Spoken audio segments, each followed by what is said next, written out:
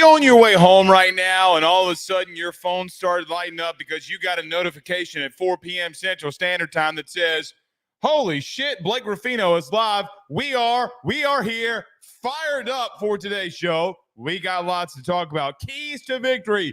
5 things LSU must do to go to Vegas, clap some cheeks, and come home with the first W in week 1 in over 4 years. So we'll talk about keys to victory like we do on every Thursday during the season, and like we will do every single Thursday this season going throughout the year. Very fired up. This is my favorite segment. My favorite segment of the week. We have a lot of great guests that come on here. Carter, Chris Gordy, and Chris Phillips just in last week. But this is my favorite one because I feel like I put so much freaking time in this. That we're going to break down 5 points that LSU must accomplish for them to beat USC. Sometimes, majority of the times, when it comes to LSU, we are right. And sometimes we miss a marker. 9 times out of 10, we're going to be right on what LSU needs to do to win this football game Sunday.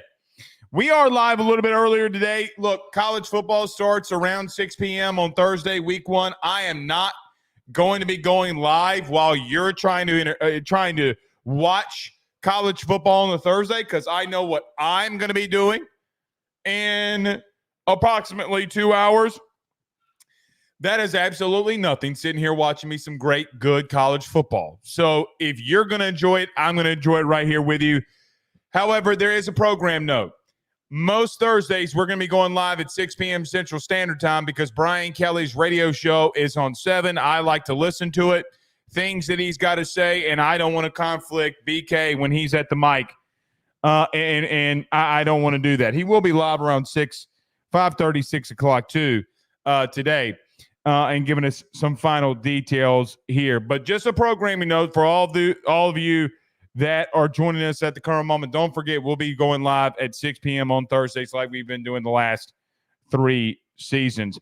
I'll give you my 10 picks of the week. So what we're going to do is, some of you don't watch Ruffino and Joe show, and that's okay. But we do picks over there. I'm going to give you some picks here, give you some reasons as to why I'm picking these teams. I'll go ahead and tell you that you need to probably go ahead and place your bet in for Colorado, in my humble opinion. I would take the 10.5. The minus 10.5. I think that Colorado is going to beat NDSU tonight. And for that, if you want to get an early bet in, just go over to betonline.ag. If it's your first time using it, you can use that promo code BELIEVE50. That way they know only Blake Ruffino sent you. How awesome is that?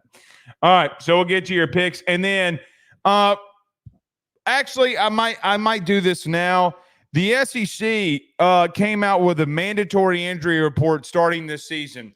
So look, in case you missed it, the SEC just announced earlier today that coaches are going to have to, by Wednesday at minimum, put out an injury report on players if they're questionable, if they're out, if they're doubtful, pretty much what the NFL does on a week-in, week-out basis on the availability of players. Look, Brian Kelly has kind of already been doing that over the last year. None of that bothers me. If everybody's doing it, and here's the thing. I'm going to be really interested to see if somebody fabricates that injury report list, what the SEC is willing to do, right? Like what is the SEC willing to do if somebody fabricates it? Because normally 9 times out of 10, Sankey's not going to find somebody in his conference. But I think it's good for college football, if I'm being honest. I mean, because they're going to find out anyway. Now, can they prepare for it? Sure, but it is what it is. If everybody's on the same playing field and everybody's doing the right thing, I think that most teams will do the right thing here. If most teams do the right thing in the SEC, I think it's going to be beneficial for everybody. I know it's for gambling purposes and the SEC wanting to do that, and they got a lot of peer pressure from places like FanDuel, places like DraftKings. It is what it is, man. But don't tell me that the SEC – I saw some people saying today that the SEC is just doing this out of the moral of their heart. No, they're not. They got massive TV contracts, massive deals with ESPN. By the way, ESPN has their own sports betting book. And they're giving the SEC God knows how much money. So they definitely want to know injuries and injury reports that will be public. It's not that difficult, man. It really isn't. So we shall see. I would love to know some of y'all's takes on that. What do you think about the injury report? I'm not really moved either which way, to be honest with you. Just it doesn't bother me. If everybody does it, then it is what it is. Chris Lomax says he's in the 901. Let's go. Good to have you in here with us. Corey Johnson says he's in Minnesota. I'm sure people in Minnesota are really aggravated on hearing that, but you know, they're going to be in our picks tonight. I am not taking Minnesota to beat North Carolina. I am not doing it. Row, row, row your boat, head ass PJ Fleck. You're going to lose to UNC. He says he's in the 3-2-0. Aaron Davis, the 318-31 great West Monroe, Louisiana stand up. Smooth guy on YouTube. The 305 Miami. Speaking of 305, did y'all see Pitbull a couple of weeks ago bought the naming rights to FIU Stadium? Mr. Worldwide Stadium. That's got to be the most baller thing. You know, when AYS, you know, gets to that kind of status, we're going to buy the naming rights for LSU for a year. The AYS Sports Stadium. Rudy Poo Stadium.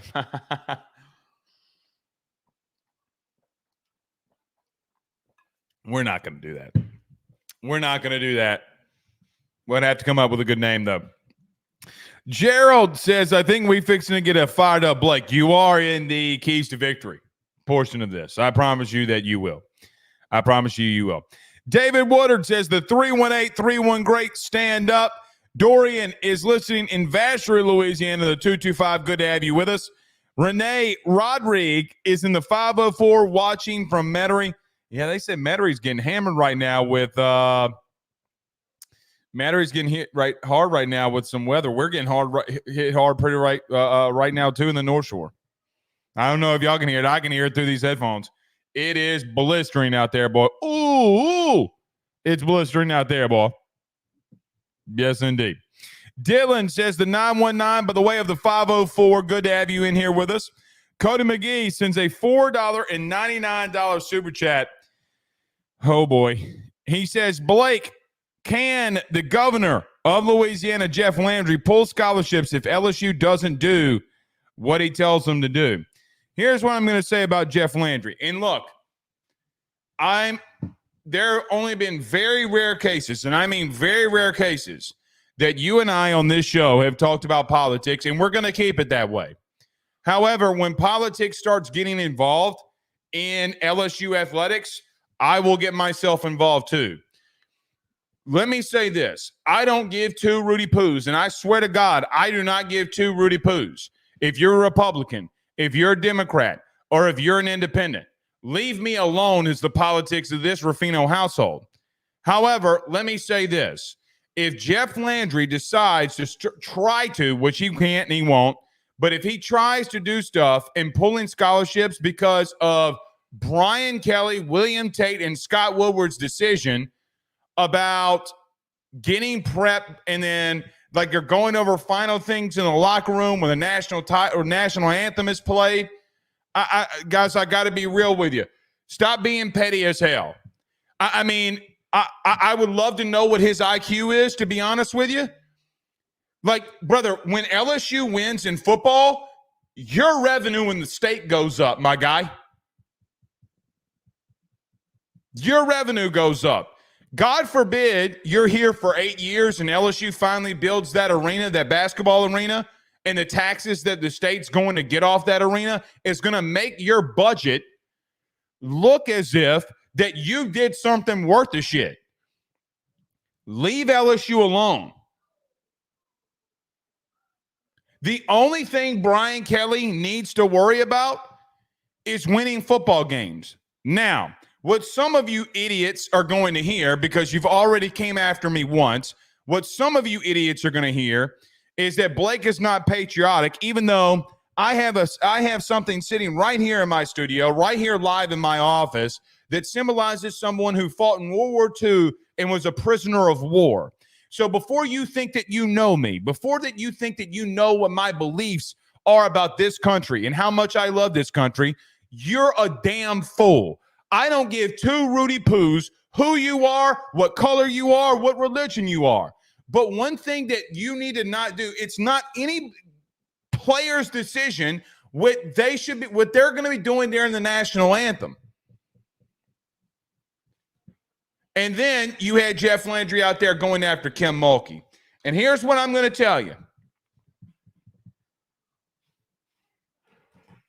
This will not come out in anytime soon.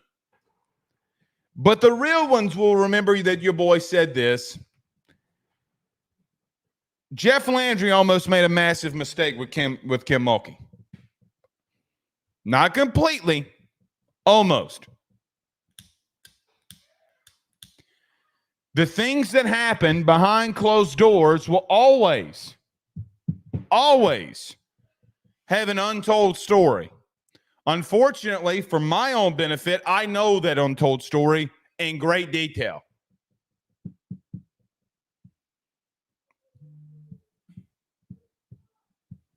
Cindy Nash, I'm going to leave that. I'm going to leave that alone. I'm going to leave it alone.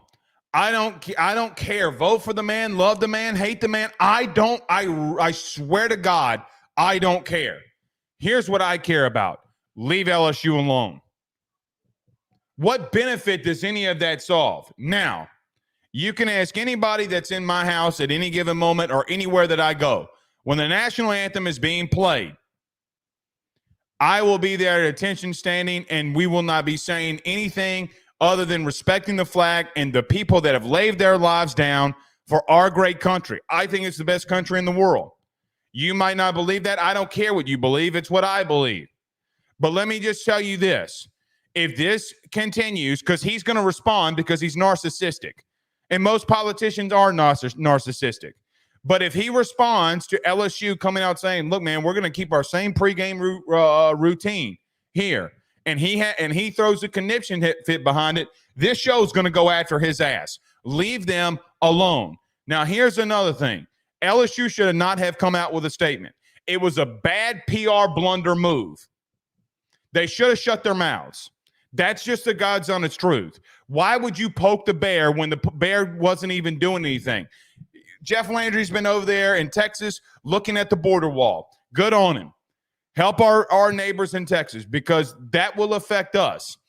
But the only thing that I will say is LSU should have kept their mouth shut. It's a PR miss by them. Didn't think we were going on that tirade, but nevertheless it is. Here's the final thing that I will say. Where did Jeff Landry graduate from? Where did he graduate from? ULL has the same type of routine that LSU does before the national anthem. They sit in the tunnel when they do it.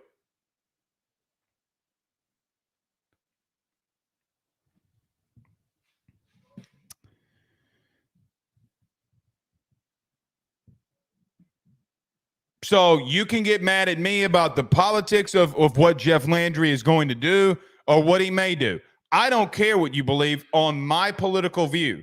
I don't really have a political view in reference to that I want to come out here and share with any of you. It's none of your business what I do or what my family does. However, when you're going to talk about guys, my job is to talk about LSU.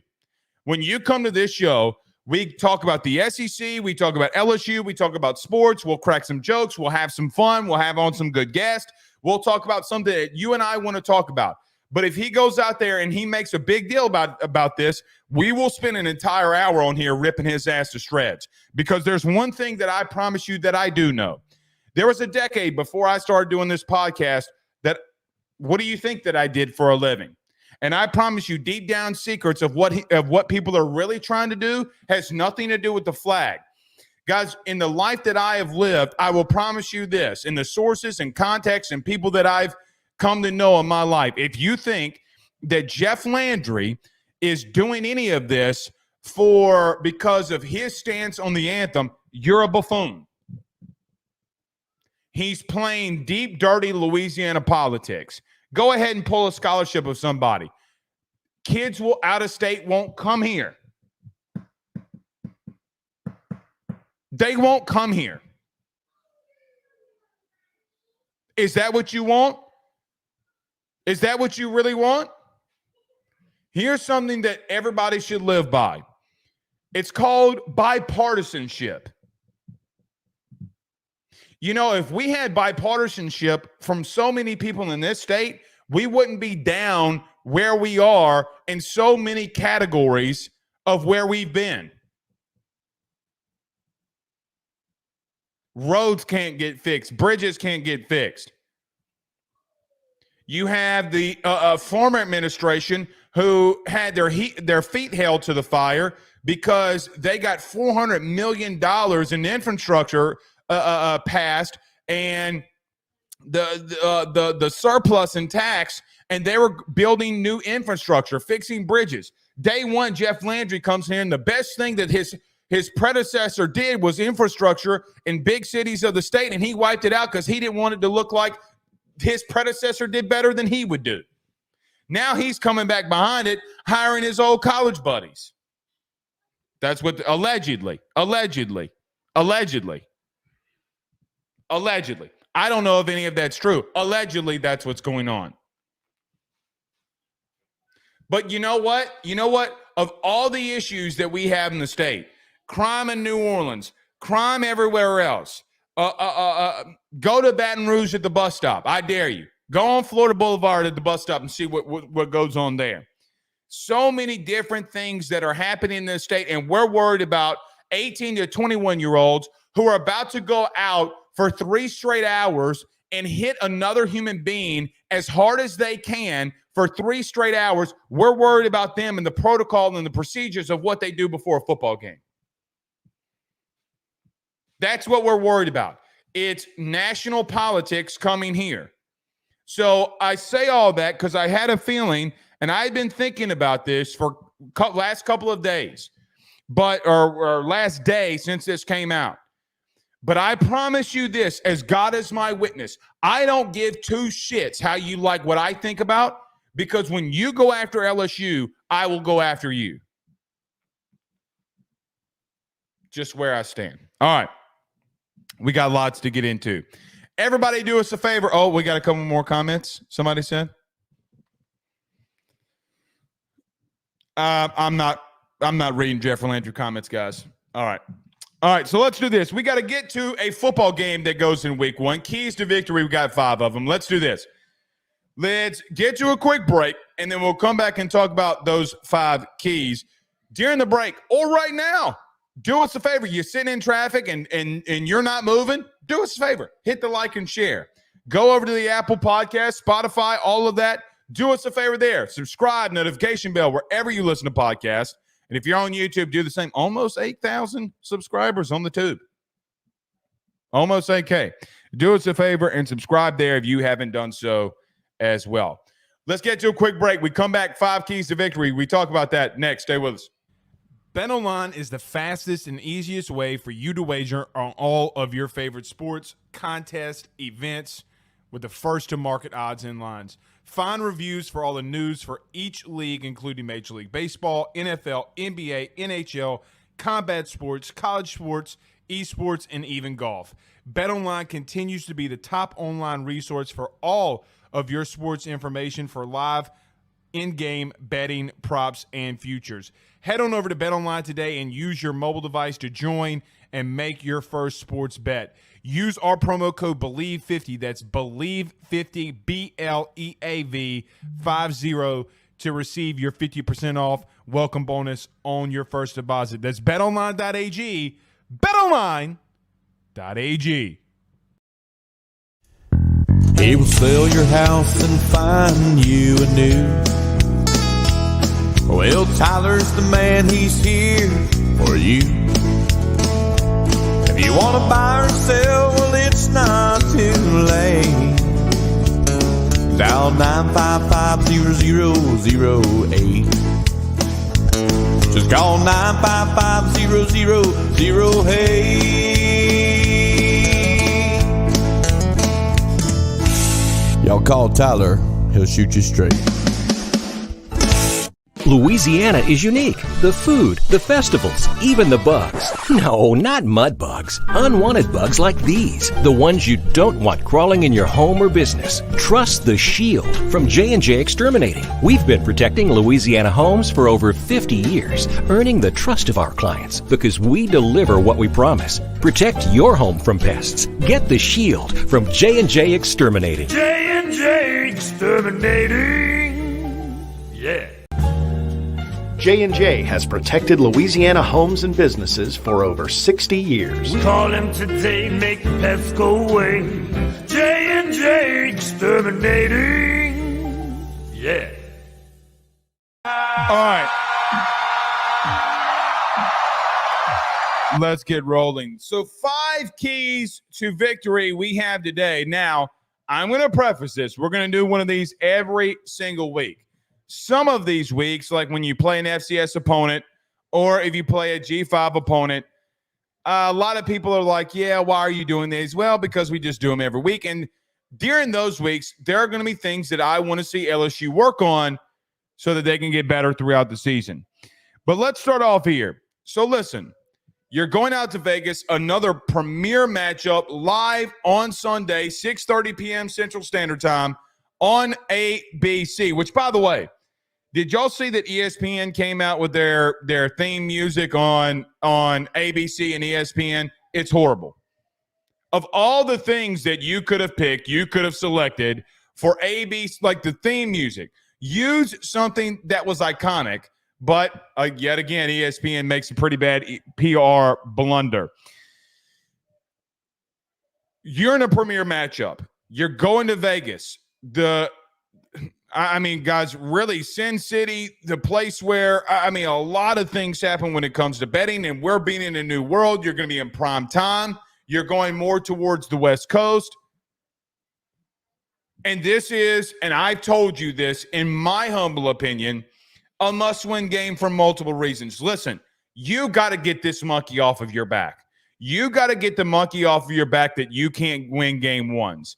It's a bad streak. It's honestly, over the last 2 decades, in my humble opinion, outside of not beating Alabama, it's starting to become the second worst thing that's happened to you in the last 20 years at LSU. Now, there have been some bad things, a couple of bad seasons under Ed Orgeron. That was what it was. But you had multiple national titles through that run. And you know what? I'll take it. I'll take 2019 for the last 2 years of Ed Orgeron. Sorry, I will. You fired him. He's out. You got Brian Kelly in. Time to go win another natty. But to me, this is got to be the biggest game on your schedule at the current moment. I know that it's game one. I know that that's coaches speak. Because if you start off the season 1-0 and you got some games, after that are very winnable. You're more talented than every team that you're going to face after USC until you get to that Ole Miss game. Could you imagine a world where you start off 5-0, 6-0? Guys, if you do that, the likelihood of you going to the playoffs is extremely high. If you lose this game, the slip-ups in the SEC are very minuscule, right? Very minuscule. You know, Brian Kelly only lost 2 SEC games in the first year in the regular season when he was at LSU. Tennessee and Texas A&M at the end of the season were the only 2 that he lost. Now imagine the perception of Brian Kelly or that year in 2022 if you can actually block in a extra point scenario and you kick the extra point versus Florida State.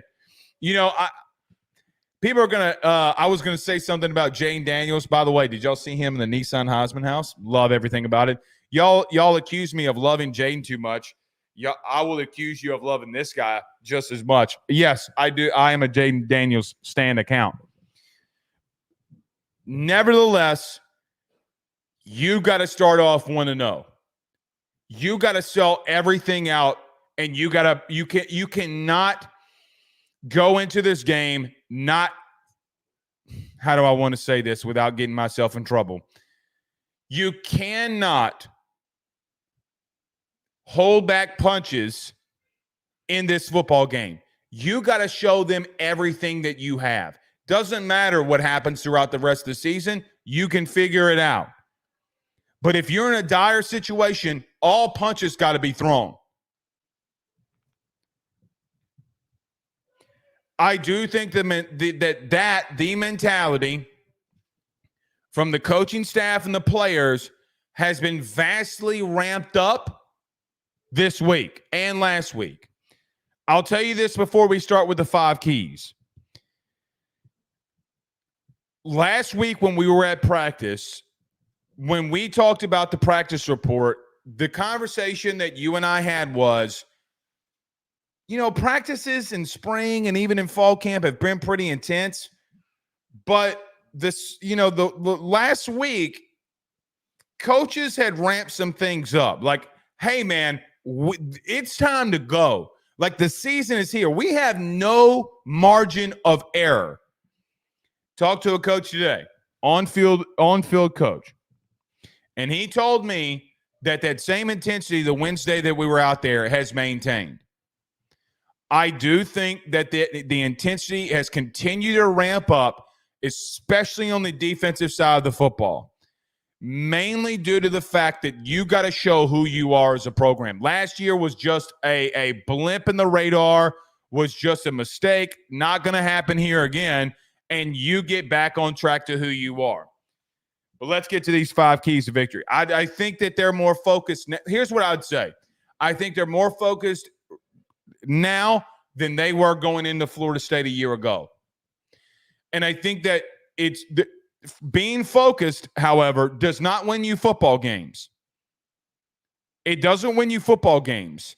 But the intensity, in my humble opinion, I feel like there's more focus and players locked in than what you had a season ago in the opener.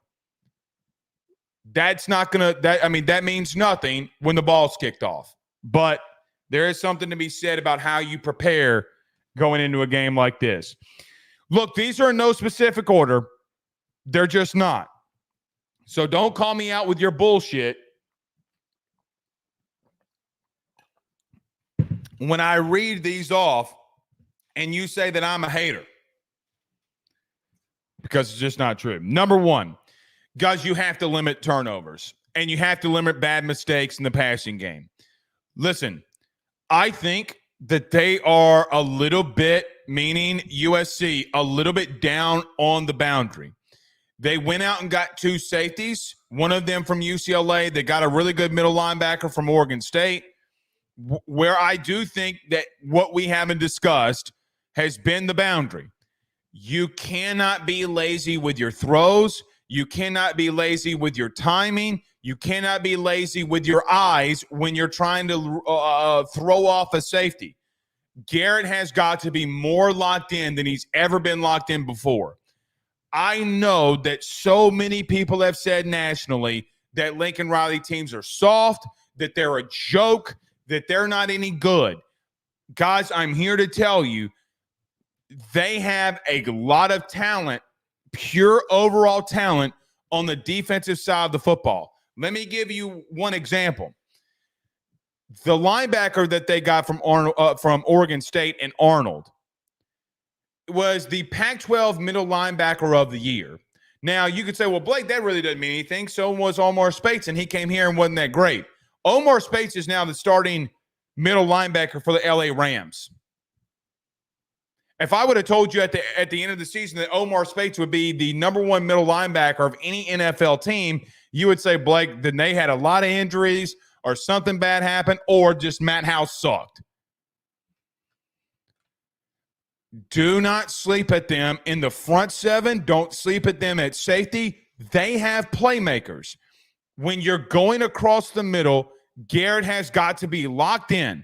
If he's getting pressure, don't put the ball in harm's way. Take the sack. Try to scramble. Get positive yardage and get down. You cannot give Lincoln Riley more possessions. Here's an interesting stat. In the years that Lincoln Riley had a turnover margin that was +3 and above, so meaning that his defense was serviceable and they got turnovers. The best defense that he had was in 2019. Now, LSU absolutely whipped that ass, and I get that. They still made a playoff. They were still a quality team. Guys, did you know that 6 players on that defense at Oklahoma is still playing in the NFL? All I'm going to say is don't give them the ball back over silly things. I don't think Garrett – I think Garrett could throw a pick, but in reference to him going out there and just over and over again giving them the football is not going to happen. I think that they're going to give him easy throws to start off the game. They're going to give him easy throws to start off the halves. I think that they're going to be very conservative early and then explosive late once Garrett gets into a rhythm. Listen, Garrett has the ability to do whatever he wants on a football field when it comes to throwing the football. Let me say this again. Garrett Nussmeier can do whatever he wants to do when it comes to throwing the football inside the pocket. He's got to, has to, no questions about it. Has to make sure that he's limiting his bad decision making. Go run the ball for 6 yards and get down. If you don't think that you can make a throw and that it's too tight of a window and you got a little bit of a crease to get 6 yards, take the 6 yards. Guys, positive yards will win you football games.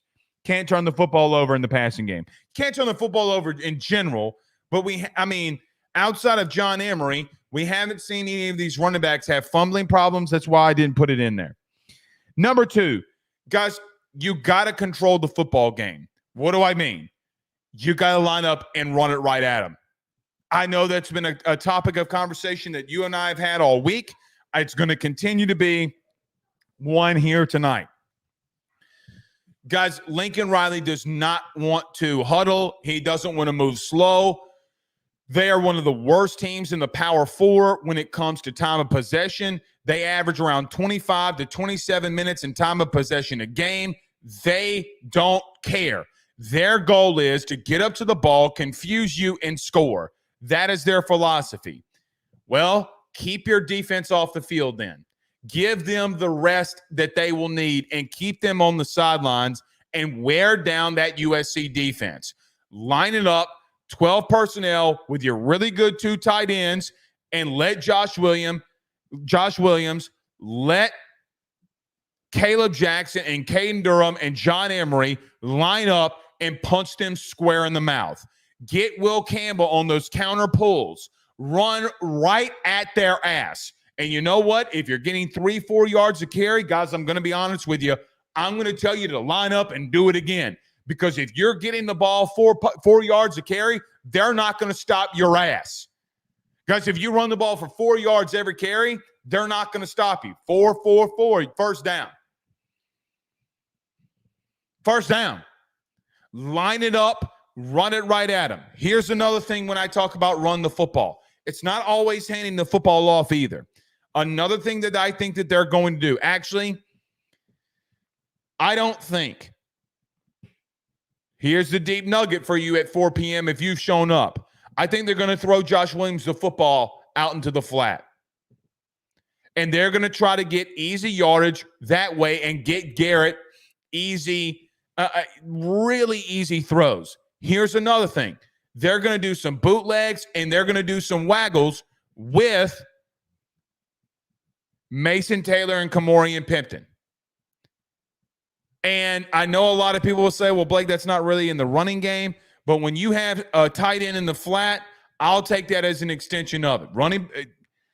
There's a lot of debate around that philosophy. I subscribe to, look, if you're going to go play action and throw it in the flat, it's an extension of the running game. You're just trying to do outside zone because here's the truth. Your entire offensive line is run blocking anyway. That's all they're doing. Let me talk about Caleb Jackson very quickly. Guys, I really hope that Caleb Jackson lives up to the ability that I think that he has. I am very bullish on him. I think that he is one of the best, and I mean this. I think he is one of the best running backs in the entire conference, and I think that there's going to have to be times in this game that Frank gets out of his own way, Wilson gets out of his own way and lets Caleb Jackson take over the football game. Guys, he has that ability. Now, how has Caleb done in pass pro? How has Caleb done in other situations? That remains to be seen.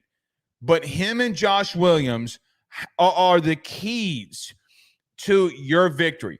I think your offensive line is going to be good, but there's going to be tough yardage that you got to gain in this game.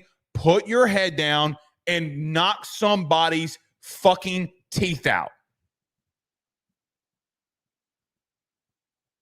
Go full Bobby Boucher and knock somebody's teeth out. If you believe that USC is not a physical football team and Lincoln Riley's teams are not physical, do you know what you do? You line up and smack them in the mouth and tell them to come get some.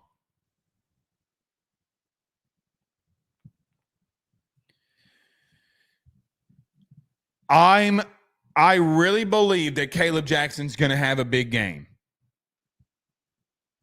I really do. Him and Josh have to have big games. Have to have big games. The one thing that I like about what I've seen from Caleb this camp, I have not seen the ball touch the ground. And I talked about turnovers at number one. It's very fair to say the same for number two. Very fair. And he's got to. All of them have to hold on to the football. That includes John Emery, because I think you're going to see John Emery in here too. I really do. Final thing on the run game. Guys, Josh Williams, I don't know if Josh Williams is ever going to play a down or a snap in the NFL. I really don't know. What I do know is you need him, and he's going to be all reliable, and he's going to be there for you. Like I've mentioned Josh Williams before, he's the Toyota Tacoma of running backs. He's all reliable, man. He's going to get you 400,000 miles and keep on running.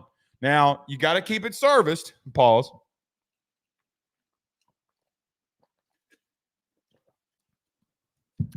But I think he can do it. All right, that's number two. Number three. Guys, I think that USC is going to move the football on you, and I think they're going to score. And I don't think that you're going to come out and stop them like you're the 2011 LSU defense. I think that is, clearly not something that you can think or expect from this defense. But man, you got to make their drives difficult for them after they hit the 20s. Hold them to a field goal. Let them go for it on fourth down, and you get a big stop in the red zone. Guys, I really believe last season that you did have a lot of times where you were in the right positions. That, guys, scheme was a bad issue with Matt House, but it wasn't everything. I go back and watch like the Ole Miss game today. Matt House, I mean, look, man, there was so much bad tackling in that game, 30 plus missed tackles in that game. That ain't got nothing to do with Matt House. And you could say, well, Blake, he's supposed to teach him tackling. Guys, yeah, I get what you're saying, but I mean, that's more on want to and willing to. Guys, when they complete a short pass on you, tackle them. When they run the ball for 3 yards, make sure you're getting them on the ground quick. If you are unable to tackle like you did a year ago, and the inability to tackle like you did a year ago, this team's going to this team's going to score 40 plus points, and you're going to get in a shootout. Which reminds me, I am 1,000% terrified of you getting in a shootout with them. I am petrified. Petrified? No, I couldn't live without you by my side because I spent so many nights thinking how you did me wrong and I grew strong. I know I hate this damn song. Anyway, you cannot get in a shootout with these people. You can't. You cannot play Lincoln's game.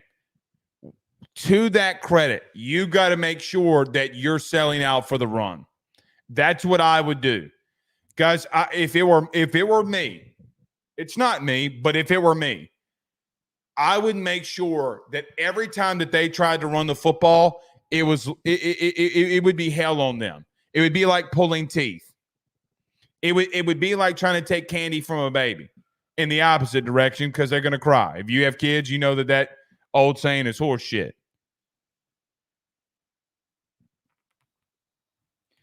Man, the worst thing that you did a year ago was tackle. It's not. Let's call it what it is. It's not close. It really isn't. Blake, we had busted coverages. We didn't line up. Yeah, that's fair. That's fair. You did some bad things at times too. A lot of other bad things at times too. But man, you got to be able to tackle and have the 1-2. Other part in this number 3 in tackling. Guys, what is Harold Perkins? Is Harold Perkins going to be the guy that we have seen all fall camp? If he is, I feel 2 billion% better than what I would have felt if he had not had the camp that he had. Clearly, he has been all over the place. He's been making tackles for loss. He's been getting sacks. He's been knocking passes up in the air that get picked. He's been picking off picking off passes and getting interceptions his damn self. When you have a playmaker like Harold Perkins that can be an ultimate game changer on defense, it makes the ability of the offense so much more difficult in things that they want to try to accomplish. Guys, if your defense is better, there's one player that's going to show out more than anybody. That's going to be Harold Perkins because he's going to be in the middle. And listen, Perk has got to be disciplined. Perk cannot, and I know that linebacker is more of a new role for him, but he has to be the most disciplined player on the field. Let me tell you why. And I will tell you why I think that Brian Kelly Blake Baker gave him the comms, because he's going to be on the field the whole time. Blake's going to be in his ear. But after 15 seconds, he's not going to be. The dynamic of what Blake Baker can do with him can be game-changing. Guys, it can be season-changing. Perk has got to set the tone with his play because then it will trickle down to everybody else. Make some tackles. Number 4. Listen, there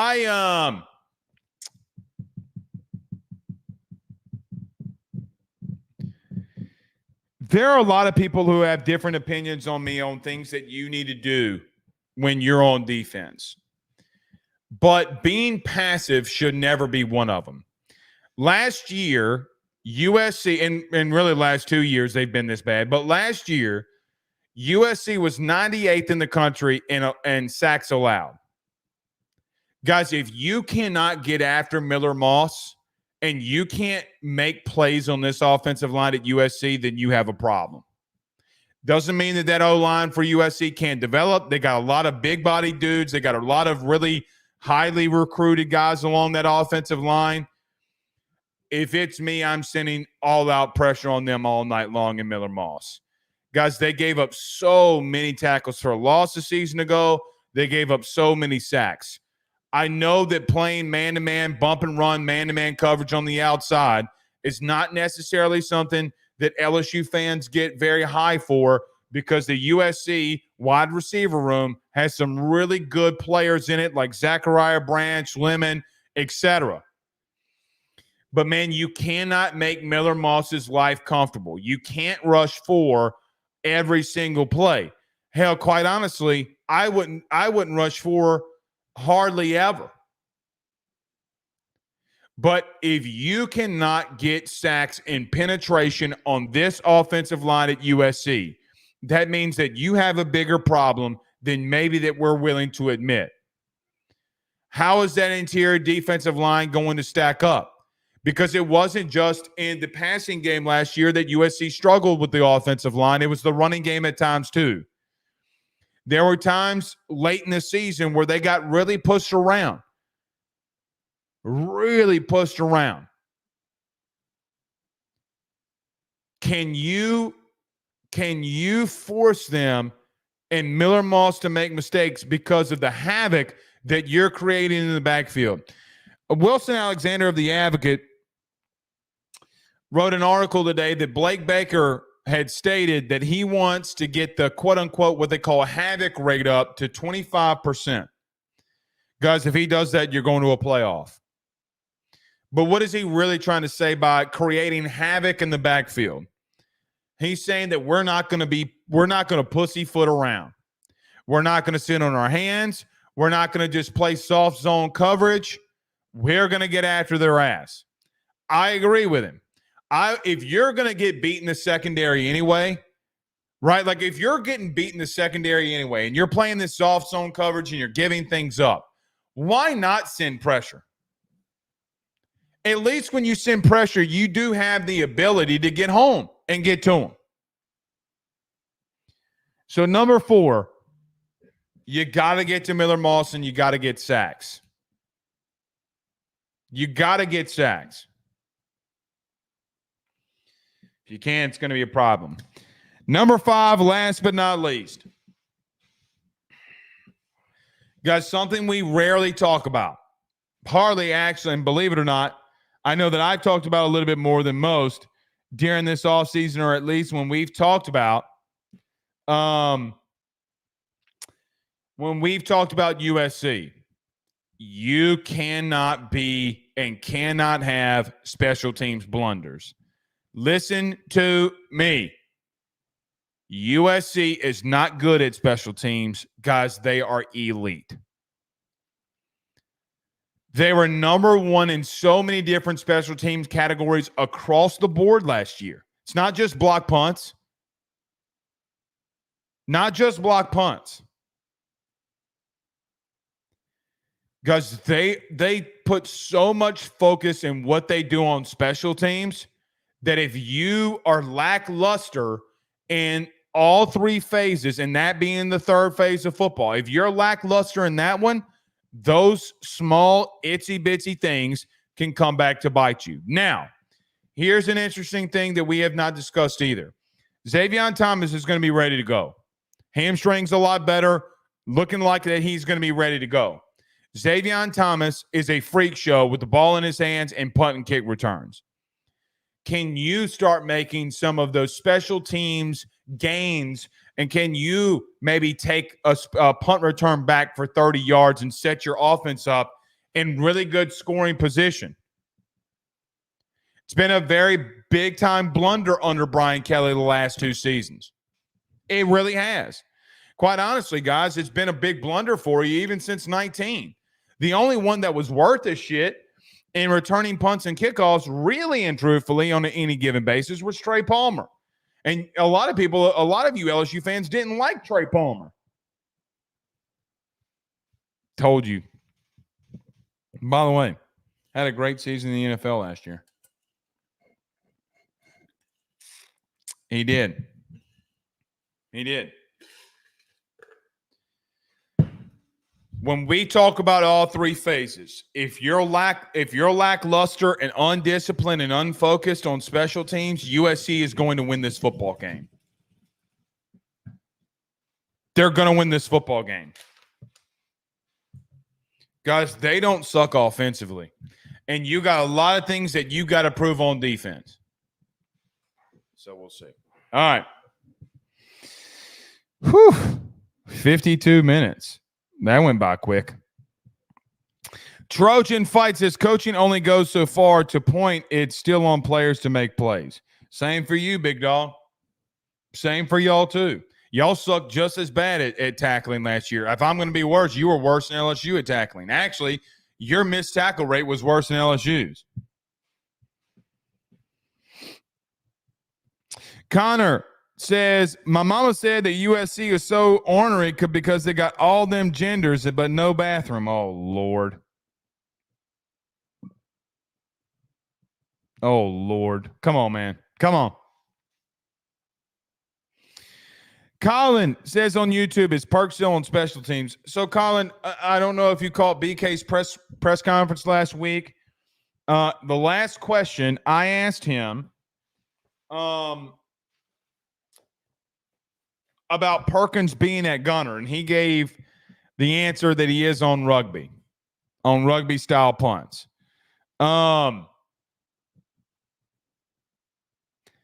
I still think he's going to be out on special teams. I really do. You know what else? Man? I wouldn't mind getting a trick play with Perk. Man, be creative. Guys, let's be honest. You weren't creative last year defensively, look, you weren't really creative offensively.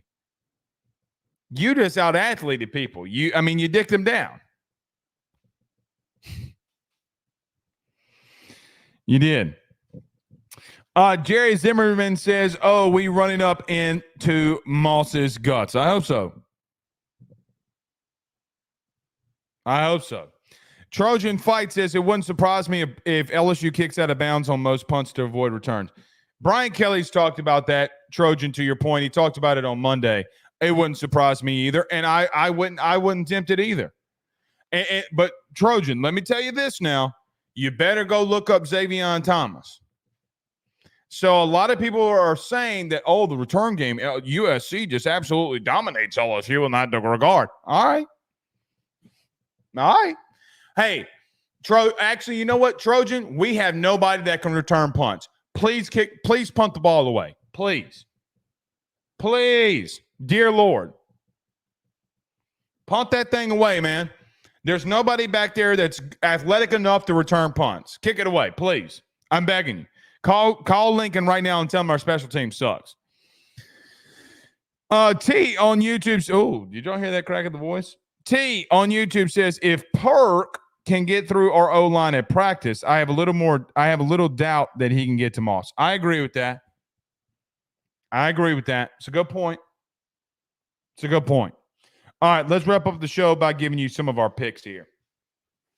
All right, so 10 picks for today. So Colorado is going to be playing in about an hour. So here are the 10 picks and 10 games that we're picking. Last year, your boy was 63-28. 63-28. That ain't bad, man. Now, we didn't go point spread. We just did pick'ems. Colorado, North Dakota State. I am taking Colorado. The line right now at the current moment on BetOnline, if I'm not mistaken, is 10.5. Colorado minus 10.5. I am going to take Colorado. I would take Colorado minus the 10.5. I think that the wide receiver room at Colorado is just going to be way too much for NDSU. One of their NFL type safety is going to be out. So give me the Buffaloes. Clemson, Georgia. Give me Georgia. I still feel like this game's going to be a little bit closer than people think.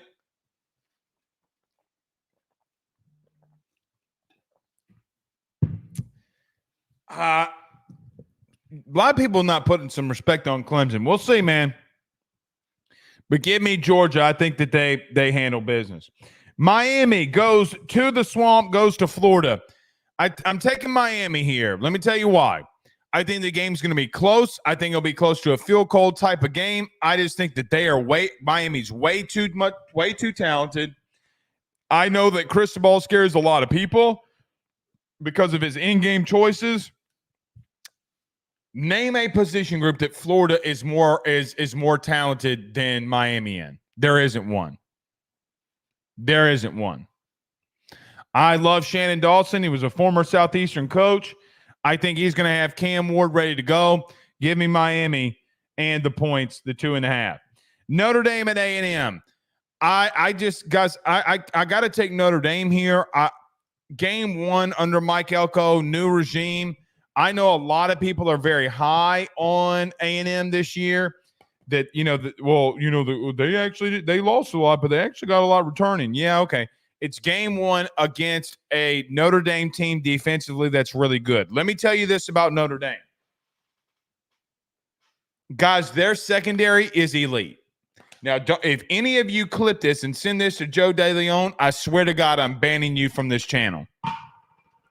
Xavier Watts had 7 picks last year. Ben Morrison is a dude. They have the capacity to lock down A&M throwing the football.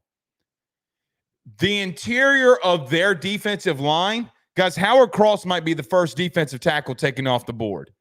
Like, he's been that productive. He is that good at nose tackle.